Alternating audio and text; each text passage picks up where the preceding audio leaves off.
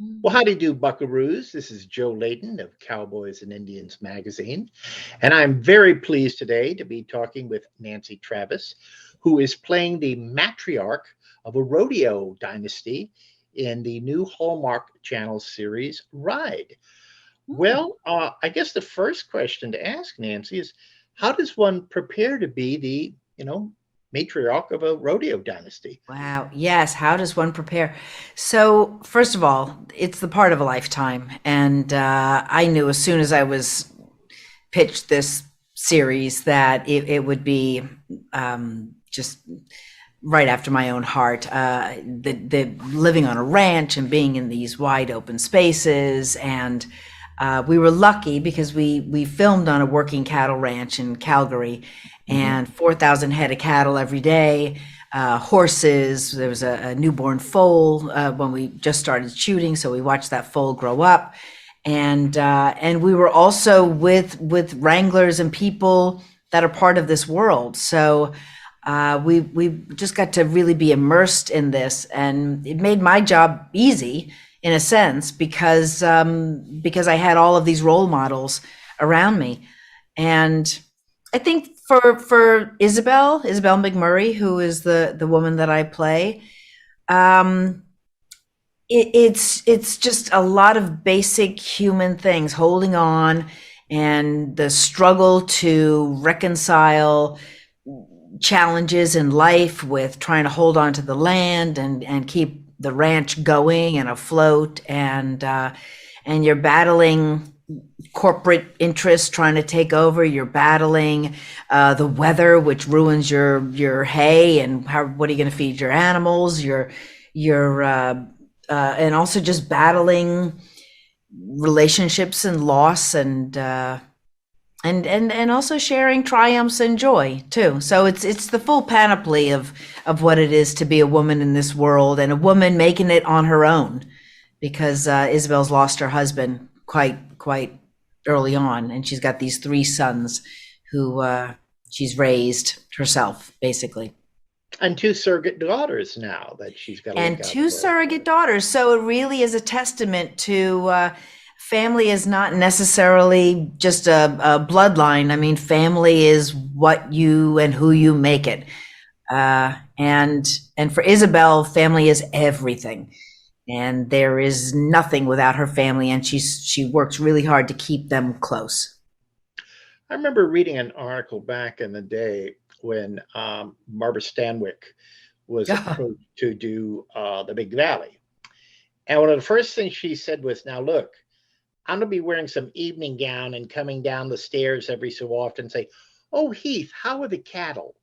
I mean, you're going to be very hands on. And, she was Barbara Stanwyck. They said, "Well, okay." That's one of the things, and I've seen a few episodes now, I love about your character is she is very much in charge. I mean, she is looking out for her brood, but she's also looking out for the future. Uh, Hmm. was that one of the elements of the role that really attracted you? The idea that, okay, I'm Ben Cartwright, or I'm Benicia Cartwright. Hmm. I liked even just being Barbara Stanwyck, who, as not just the actress on Big Valley, but as a woman, Barbara Stanwyck herself. But if certainly for me, I mean, I just love the idea of playing a woman who's not just arm candy for a man, and is really her own person in her own right. And yes, she's very much in charge. And even though there are factions trying to undermine that, and sometimes it's even herself, and she lets her own emotions get away from her, and but she's got a resilience to her that is so admirable, and really, really wonderful to play. Now, I look over your credits and I don't see many westerns. Uh, how did you manage to look so at ease in the saddle? I mean, do you ride a lot Oh, in real life, or? smoke and mirrors, I promise you. Smoke and mirrors. I First of all, it's ironic that this part came to me because I was dreaming like, wow, wouldn't it be wonderful to have a ranch one day? And I really, this COVID thing, I just want to get away. I want to be away and in the land. And then this part comes along. So I don't know how to ride. I mean, I have a great admiration for the beauty of it all. And that was an interesting learning curve. I'll put it that way delicately. I mean, it took 3 people pushing my butt to get that leg over the harness and get on the horse. And then I was well and good when I was on the horse. And then once it started moving, that was a whole other issue. But yeah, I mean, I learned to ride and kind of proud of myself and fell in love with horses, fell deeply in love with horses.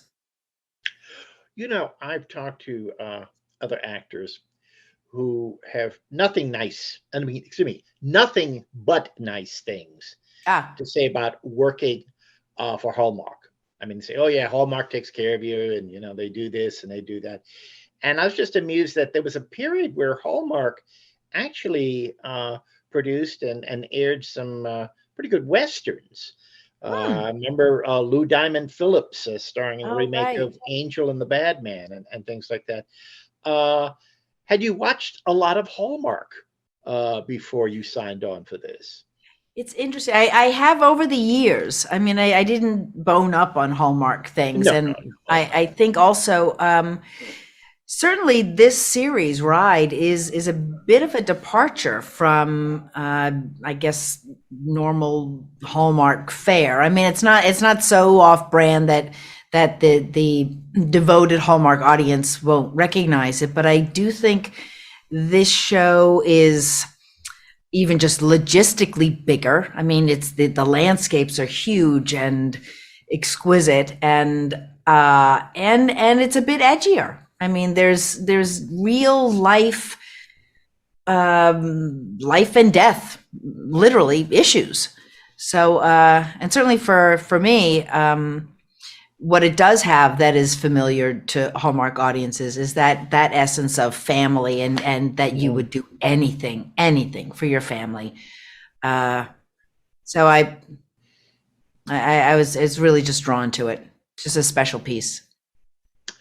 Now, like I said, I've watched the first few episodes, but I'm wondering, seems like everybody's getting some romantic interest on this show except, well, your character. I I'm mean, busy. I'm too busy. yeah, Somebody's got to but run the place while they're off in the hayloft.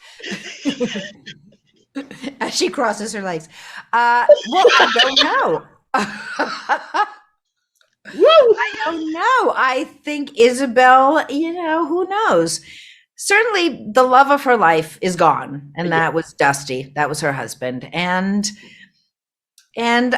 I don't know. We'll see what happens, but I do think that Isabel's first love, really, besides her family, is this ranch, is this land, and that is her passion.